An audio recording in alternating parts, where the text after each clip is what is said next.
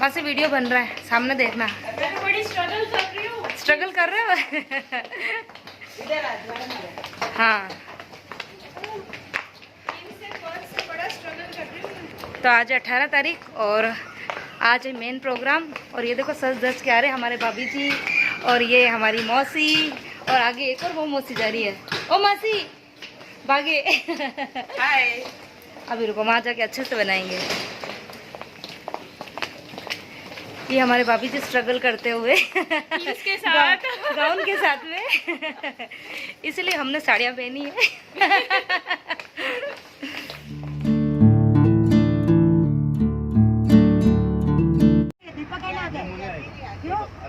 मौसी बैठो बैठो। ताईजान तू नहीं आनो तो ई बेटा हारा। अरे यार बेनो तो बैठी जाऊं, હું તો પાછે બે જાऊंगा। का दीपा का ऐसा ना रे टेड़ो। अरे आईरो मो चालो ना रुका जी चपकी होई उन बीच में गई जावे उदी नहीं आई रहता अटके जी के पछे अबे इधर से पाछड़ लो मम्मी थैली मम्मी। हाय हाय कर दे इधर। वहाँ देखो ही, बस बस बस। ये तुमने बनाया, मुझे बोलते यार, मैं वीडियो बनाती थी। बराबर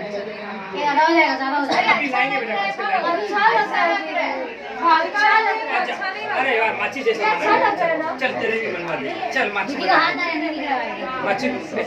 ओए गर्ल्स, ओए गर्ल्स, सब इधर देखो। हाय हाय हाय कर दो। स्वाहा स्वाहा। और बड़े करो अभिषेक कोई नहीं पम पम पम पम पम पम मम मम हम सम सम तम तम तम तम जम जम जिम जिम छिम छिम राम राम रीम रीम द्रावि द्रावि संसार सागर विलंघन हेतु सेतु माप्यावरे त्रिभुवने कपति जिने किलिने और बाड़े में जो ना ये मतलब हाँ ले आलो जल का कलश लो। बोले शांतिनाथ भगवान की जय। कलश ले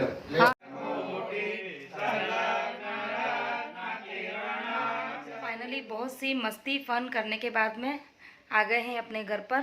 और बहुत सारी मतलब फैमिली के साथ मिलते हैं ना, तो बहुत से इंजॉयमेंट तो होता ही है और बहुत सी बातें होती है। और उस बातों के बीच में बहुत चीज़ें रिकॉर्ड करना रह गई थी। मतलब मैंने सोचा तो था मैं बहुत सारी चीज़ें रिकॉर्ड करूँगी, लेकिन जो मेन चीज़ें थी वो तो मैंने कैप्चर कर ली। लेकिन ये है कि एक तो हाँ, चार्जिंग का बहुत इशू था, क्योंकि नए घर पर थे और वहाँ पर जो सारा सामान था वो पुराने घर पे पड़ा हुआ था। चार्जर मेरे पास में था नहीं, और इतनी जब रश होती तो फिर मोबाइल जो है वो एनी टाइम बार बार बाहर निकालना ये भी पॉसिबल नहीं हो रहा था, तो फिर ज़्यादा रिकॉर्ड नहीं कर पाई। जो थोड़ा बहुत रिकॉर्ड किया वो मैंने आपके साथ में शेयर किया है। तो बहुत सा एंजॉयमेंट करके आ गए हैं, थकान हो रही है बहुत ज़ोरदार, और अब लगते हैं फिर से अपनी ड्यूटीज पर। Everyone, welcome back to my channel. तो सुबह की बज गई है 7:45। मम्मी जी, बाबूजी और जैन साहब तीनों चले गए हैं मंदिर, बच्चों को भेज दिया है स्कूल, और मैं आज मंदिर थोड़ा सा लेट जाऊँगी क्योंकि थोड़ा सा मुझे काम करना है। काम तो खैर कुछ नहीं है, जो कपड़े वगैरह प्रोग्राम में गए थे 2 दिन, तो कपड़े वगैरह वॉश करना है, वो सारे मुझे हाथ से ही करना है। और फिर कैसा होता है, जब एक बार नहा धो के मंदिर जाके आ जाते हैं ना, तो उसके बाद में फिर मुझे ये जो हाथ से धोने वाले जो कपड़ों का जो काम होता है ना, वो मुझसे फिर बाद में नहीं होता है। मशीन वाले कपड़े तो मशीन में डाल देते हैं, लेकिन जो हाथ से जो कपड़े धोने ना, वो काम सुबह सुबह नहाने से पहले हो जाए ना तो अच्छा है। तो बस अभी जल्दी जल्दी से पहले कपड़े वगैरह वॉश करूँगी और फिर थोड़ा सा और काम वाम करके फिर जाऊँगी मंदिर। और चलिए, आने के बाद फिर आपसे मिलते हैं, ठीक है। तो सबसे पहले तो जो मैं बैग लेके गई थी मौसी के घर पे, तो उसको मैंने अनपैक किया है। और गई सिर्फ 1.5 दिन के लिए थी, लेकिन इतना सारा सामान हो गया था। 3 तो साड़ियाँ ही हो गई थी, और उसके अलावा उनके ऊपर पहनने की जो एसेसरीज़ लेके गई थी, थोड़ा बहुत मेकअप का सामान, तो उन सबको मुझे मतलब खाली करके अपनी अपनी जगह पे रखने में करीबन आधा से पौन घंटा लग गया था। और जो साड़ियाँ थी वो बहुत ज़्यादा गंदी तो नहीं हुई थी, क्योंकि मैंने मतलब कुछ देर के लिए ही पहनी थी। लेकिन वही है कि अगर एक बार मैं किसी भी साड़ी को पहनती हूँ ना, तो एक बार उसको मतलब गीला ज़रूर कर देती हूँ। तो अभी मैंने बाल्टी के अंदर सिर्फ थोड़ा सा डिटर्जेंट पाउडर डाला है, और बस हल्का सा उसके अंदर डिप करूँगी साड़ी को, और ज़्यादा कुछ ब्रश वगैरह घुमाने की उसकी कोई ज़रूरत नहीं है।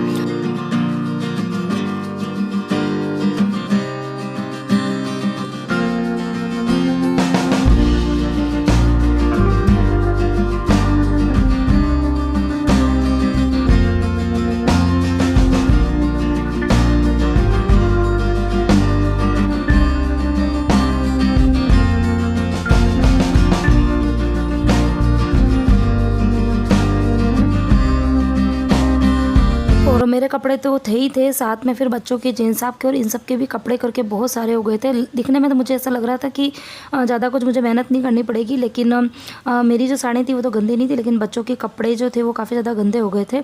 और उनके भी एक मतलब 2-2 जोड़ी कपड़े हो गए थे, क्योंकि वो मॉर्निंग में उन्होंने वहाँ पर अलग ड्रेस पहनी थी और फिर शाम को आके उन्होंने भी कपड़े चेंज किए। तो बहुत देर मुझे कपड़े धोने में लग गई थी, करीबन आधे से पौन घंटा।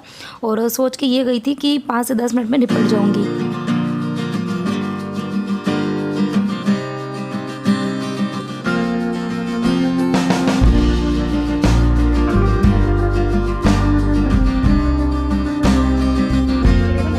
खाना और बेसन जो है वो बिल्कुल ख़त्म हो गया है, तो मैंने सोचा कि चलिए सुबह सुबह जो बेसन दाल पीस देती हूँ। तो दाल के लिए ये देखो, जैसे ही मैंने डब्बा निकाला तो दाल का डब्बा देखो यहाँ पे पड़ा रहता है, और ये देखो पीछे की तरफ कितना सारा मैस फैल गया है।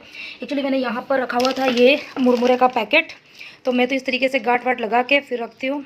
गांठ भी लगा देती हूँ, कई बार क्लिप भी लगा देती हूँ। तो पता नहीं बच्चों ने किसी ने खोली दिखता है, तो डिब्बे के पीछे इतने सारे मुरमुरे बिखरे हुए हैं। तो अभी मेरे को इनको पहले साफ़ करना पड़ेगा, नहीं तो फिर बहुत छोटे छोटे से कीड़े हैं ना, वो हो जाते हैं।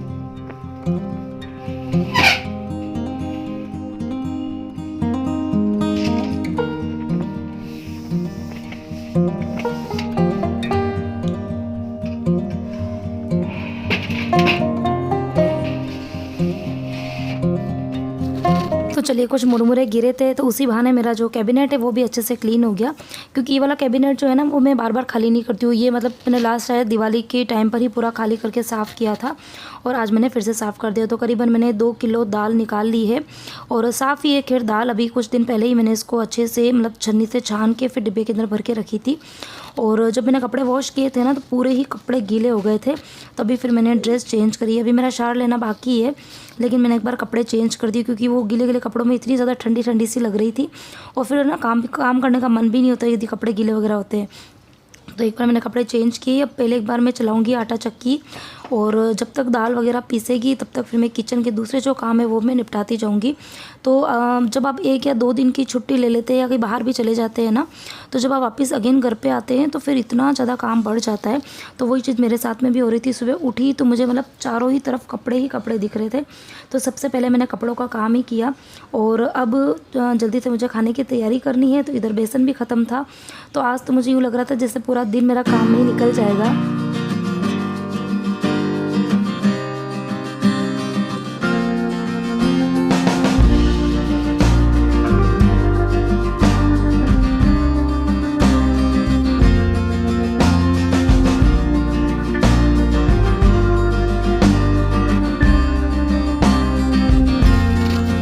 और 2 किलो दाल को पीसने में करीबन 15 से 20 मिनट लगेंगे। तो तब तक मैंने सोचा कि इधर में बेसन गट्टे की सब्ज़ी मुझे बनानी है, तो उसकी कुछ तैयारी कर लेती हूँ। तो मैंने कढ़ाई के अंदर पानी बॉईल करने रखा है, और उस बीच में कुछ थोड़े बहुत काम भी निपटा है, जब तक बेसन भी पीस गया। तो 2 किलो बेसन जो है वो पीस गया है। तो काफ़ी अच्छा लगता है ना जब घर में इस तरह से चीज़ें पीसी जाती है ना। और जब बेसन ख़त्म हो जाता है ना तो घर में यूँ लगता है जैसे किचन में ना कोई मेन चीज़ ख़त्म हो गई हो, क्योंकि बेसन की बहुत सी रेसिपियाँ हमारे घर के अंदर बनती रहती है। स्पेशली जब घर के अंदर कोई सब्ज़ी नहीं होती है ना, तो मेरे दिमाग में सबसे पहले बेसन ही दिखता है। और ये ख़त्म हो गया था 4-5 दिन से, था यूँ लग रहा था जैसे ना किचन के अंदर बहुत सारा सामान ख़त्म हो गया है। तो फाइनली आज बेसन मैंने पीस लिया है, और अब मैं जल्दी से कर लूँगी बेसन गट्टे की तैयारी। अच्छा, कुछ दिन पहले मेरे पास में कमेंट भी आया था कि दीदी आप बेसन गट्टे की रेसिपी शेयर करना। तो वैसे तो मैंने चैनल पर पहले भी शेयर करी है, लेकिन नए नए लोग आते हैं तो फिर वो पुराने वीडियो नहीं देख पाते, तो इसलिए आज मैं आपके साथ में थोड़ा सा डिटेल में शेयर करूँगी। यदि आपने रेसिपी देखी हुई है तो आप थोड़ा सा स्किप करके आगे बढ़ जाएँ। तो सबसे पहले मैंने इसके अंदर लिया है 3 कटोरी बेसन, और उसके अंदर फिर बिल्कुल बेसिक वाले मसाले डाले हैं। लाल मिर्च का पाउडर, हल्दी पाउडर, धनिया पाउडर, नमक, और थोड़ा सा जीरा मैंने हाथ से क्रश करके डाला, और थोड़ा सा अजवाइन डाला। और उसके बाद में जो बेसन गट्टे हैं उनको सॉफ्ट बनाने के लिए मैंने इसमें 1 बड़ा चम्मच तेल डाला है, और तेल से बेसन गट्टे काफ़ी सॉफ्ट बनते हैं। और उसके बाद में फिर सभी चीज़ों को बहुत ही अच्छे से मिक्स करना है। दोनों हाथ का मैंने यूज़ किया, आपने देखा होगा। तो तेल को अच्छे से मिक्स करना ज़रूरी है, तभी बेसन गट्टे सॉफ्ट बनेंगे, अदरवाइज़ वो हार्ड बनते हैं। और उसके बाद में फिर बिल्कुल थोड़ा थोड़ा सा पानी डालते जाना है और सॉफ्ट सा डो तैयार करना है।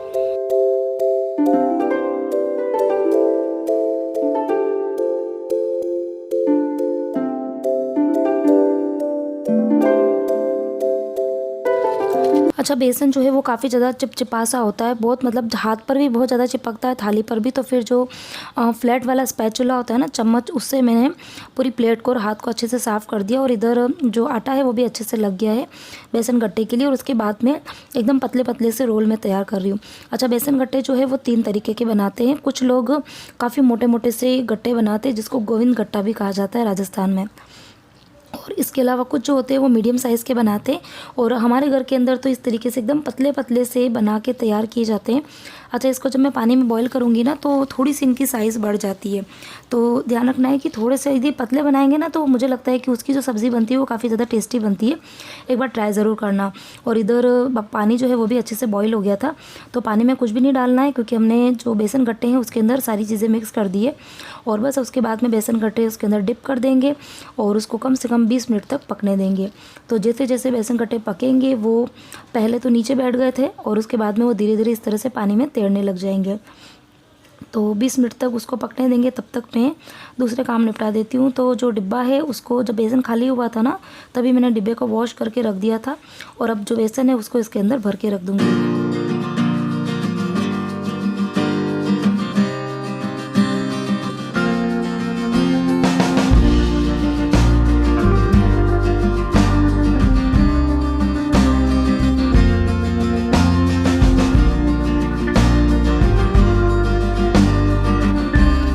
जब भी घर के अंदर बेसन गट्टे की सब्ज़ी बनती है तो उसके साथ में चावल की राब ज़रूर बनती है। आप मेरे वीडियोस देख रहे होंगे तो आपको, मतलब जो काफ़ी टाइम से मेरे वीडियोस फॉलो करते हैं, तो उनको पता होगा कि जब भी बेसन गट्टे की सब्ज़ी और जो तरह थोड़ी की सब्ज़ी, 2 सब्जियाँ जब बनती है तो साथ में राब ज़रूर बनती है। और आज मैंने मक्की की जगह चावल की राब बनाई है, क्योंकि दोनों बच्चों को चावल की राब ज़्यादा अच्छी लगती है। तो चावल की राब जो है वो ऑलमोस्ट बन ही गई थी। तो उसके बाद में मैंने थोड़ा सा भुना हुआ जीरे का पाउडर डाल दिया, तो उससे उसका टेस्ट काफ़ी अच्छा आता है। और बेसन गट्टे जो है वो बॉईल हो रहे हैं, तब तक इधर मैं थोड़ी बहुत दूसरे जो काम है वो भी निपटाऊंगी। तो कपड़े मैंने वॉश करके बाथरूम में ही रख दिए थे, क्योंकि उनके अंदर से जब तक पानी अच्छे से निकलेगा तब तक मैं जो कपड़े पहले से सूखे हुए हैं उन सबको मतलब लेके और फोल्ड करके रख दूंगी। क्योंकि आज है ना, मुझे कपड़ों का काम ही जल्दी जल्दी निपटाना है, क्योंकि पूरे ही घर में कपड़े ही कपड़े दिख रहे हैं। तो जो पहले के कपड़े हैं उनको मैं फोल्ड करके रखूँगी, तभी पुराने, मतलब जो कपड़े भी मैंने धोए हैं उनको मैं सुखाऊँगी।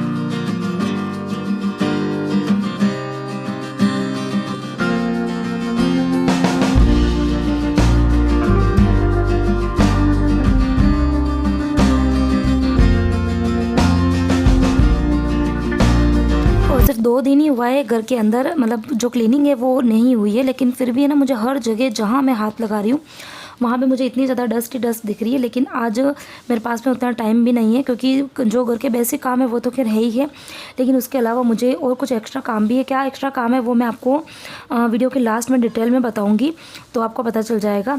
तो इसके लिए मैं थोड़ा काम जो है वो जल्दी जल्दी भी कर रही हूँ। आज मतलब नॉन स्टॉप मैंने काम किया, सुबह से उठी हूँ ना तब से 1 मिनट के लिए भी नहीं बैठी हूँ, नॉन स्टॉप काम किया। क्योंकि वो मौसी के घर का जो फंक्शन था वो तो निपट गया है, लेकिन आगे और भी फंक्शन आने वाले हैं, जिसके बारे में आपको वीडियो के एंड में बताऊँगी। और इधर मैं शावर लेके भी निकल गई हूँ। और अभी बस एक बार मैं जाऊँगी पहले मंदिर, क्योंकि मम्मी जी, बाबूजी और जैन साहब ये तीनों मॉर्निंग में ही चले गए थे, और आज मैं थोड़ा सा लेट जाने वाली हूँ ना मंदिर। तो अभी बस उनके आने का टाइम होने ही वाला है। तो फिर जाने के टाइम मैं अकेली चली जाती हूँ, आने के टाइम पे फिर हम तीनों साथ में ही आते हैं। इसके लिए पहले मैं जल्दी जल्दी पहले मंदिर जाऊँगी, और बाकी के जो काम है फिर मैं आने के बाद करूँगी।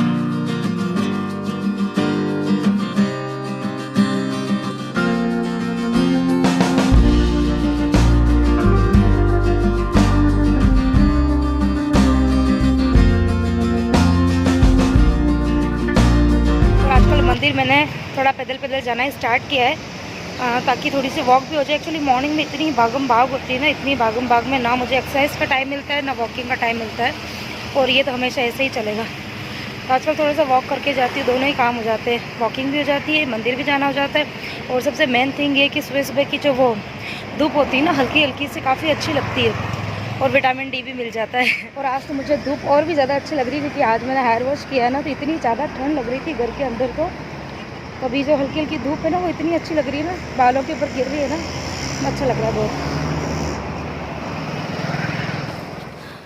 तो बस अभी कुछ देर पहले ही घर पे आई थी, 10 से 15 मिनट मुझे हुए हैं।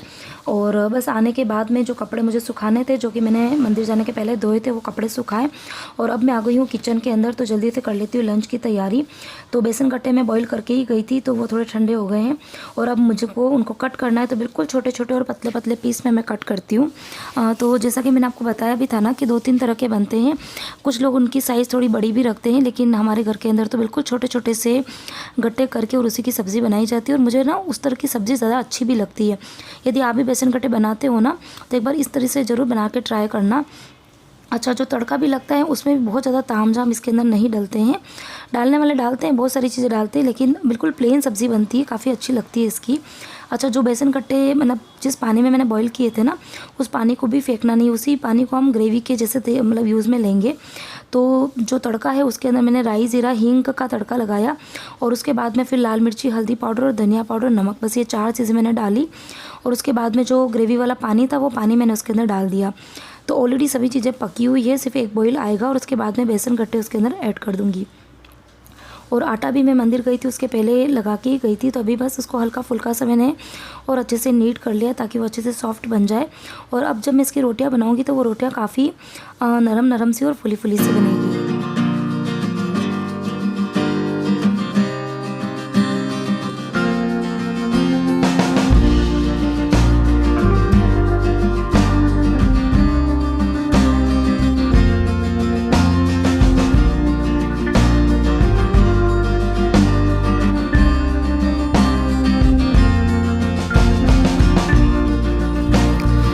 तो ये है आज की हमारी लंच की थाली, बेसन गट्टे की सब्ज़ी, साथ में है चावल की राब और उसके साथ में मैंने बनाई है कच्चे आम की जो गुटली की सब्ज़ी बनती है ना, जिसकी रेसिपी अभी मैंने कुछ टाइम पहले आपके साथ में शेयर करी थी, वो और रोटी।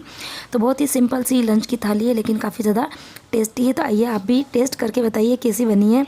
और सबसे पहली थाली लगाई है मैंने जैन साहब के लिए, उसके बाद मैं रखूँगी बाबूजी को। फ्री सुबह के जो काम है उस काम से फ्री हो गई हूँ। कुछ बातें कर लेते हैं।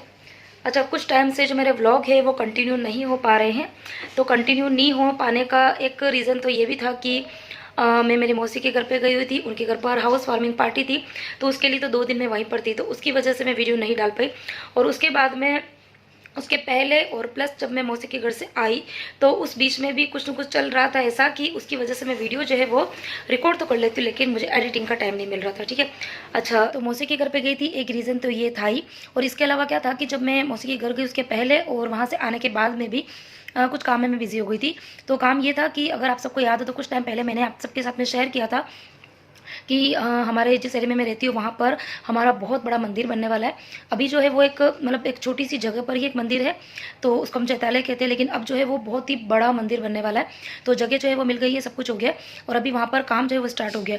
तो अभी 22 जनवरी को वहाँ पर बहुत ही बड़े लेवल पर प्रोग्राम है और चीफ गेस्ट जो है वो जो हमारे महाराष्ट्र के जो राज्यपाल है वो आने वाले थे, लेकिन एंड टाइम पर उनका आना कैंसिल हो गया। लेकिन वो उनका आना कैंसिल हुआ, लेकिन वहाँ पर प्रोग्राम जो है वो एज इट इज़ रहेंगे। तो उन प्रोग्राम्स में मैंने टू प्रोग्राम्स में मैंने पार्टिसिपेट किया है, क्योंकि मैं महिला मंडल में हूँ। तो एक तो जो प्रोग्राम की स्टार्टिंग होती है, जो स्वागत गीत गाया जाता है, जिसको हम लोग मंगलाचरण कहते हैं, तो उसमें भी पार्टिसिपेट किया है। और फिर शाम को भी कुछ कल्चरल प्रोग्राम से बच्चों के भी है और लेडीज़ के भी है, तो मैंने एक डांस में भी पार्टिसिपेट किया। तो हो क्या रहा है कि सुबह तो मंदिर जाती है, उसके बाद आने के बाद में मैं घर के काम करती हूँ और फिर उसके बाद में दिन के टाइम पर मतलब कि 1 बजे और 1:30 बजे के बीच में वहाँ पर प्रैक्टिस के लिए बुलाया जाता है।